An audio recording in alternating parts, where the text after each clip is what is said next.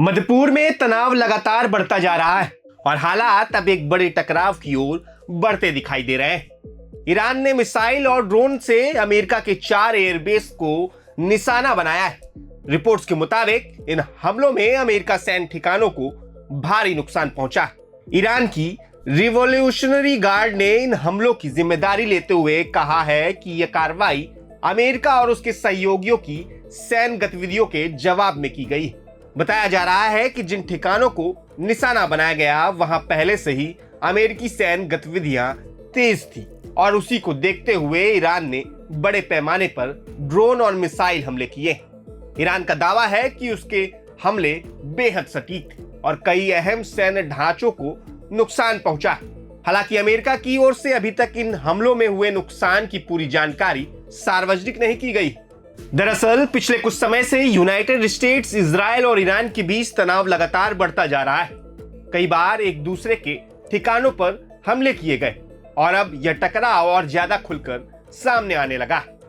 विशेषज्ञों का कहना है कि यह सिर्फ एक जवाबी हमला नहीं है, बल्कि शक्ति प्रदर्शन भी हो सकता है, जिससे यह संदेश दिया जा रहा है कि ईरान अब सीधे टकराव से पीछे हटने के मूड में नहीं।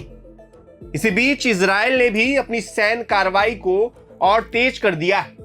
इजरायली सेना ने लेबनान के दक्षिणी इलाकों में कई जगहों पर हवाई हमले किए। इजराइल का कहना है कि इन हमलों का निशाना हिजबुल्लाह से जुड़े ठिकानों और उनके सैन्य ढांचे थे। इजरायली सेना का दावा है कि इन ठिकानों का इस्तेमाल इजराइल के खिलाफ हमलों की तैयारी के लिए किया जा रहा था। रिपोर्ट्स के मुताबिक इन हमलों के बाद लेबनान में कई इलाकों में भारी तबाही देखने को मिली।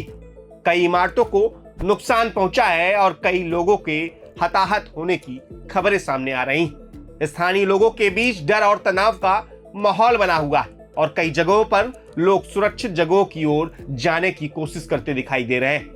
विशेषज्ञों का मानना है कि अगर इसी तरह जवाबी हमले जारी रहे तो यह संघर्ष सिर्फ ईरान और इजराइल तक सीमित नहीं रहेगा। इससे पूरे मध्य पूर्व में बड़ा युद्ध छिड़ने का खतरा बढ़ सकता है, क्योंकि इस क्षेत्र में कई बड़े देश और शक्तियां पहले से ही अलग अलग पक्षों का समर्थन कर रही हैं। ऐसे में अगर हालात और बिगड़ते हैं तो इसका असर सिर्फ मध्य पूर्व तक सीमित नहीं रहेगा, बल्कि पूरी दुनिया की राजनीति, तेल बाजार और वैश्विक अर्थव्यवस्था पर भी पड़ सकता है।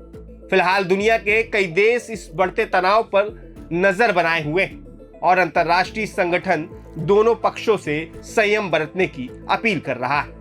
लेकिन सबसे बड़ा सवाल अभी भी यही है कि क्या यह टकराव यहीं थमेगा या आने वाले दिनों में यह संघर्ष और बड़ा रूप ले सकता है। फिलहाल पूरी दुनिया की नजरें मध्यपूर्व में हो रही इन घटनाओं पर टिकी हुई है और हर कोई यह जानना चाहता है कि आने वाले दिनों में हालात किस दिशा में आगे बढ़ते हैं। मैं अभिषेक सिंह, प्रभात खबर के लिए। प्रभातखबर.com, विश्वास वही, रफ्तार नहीं।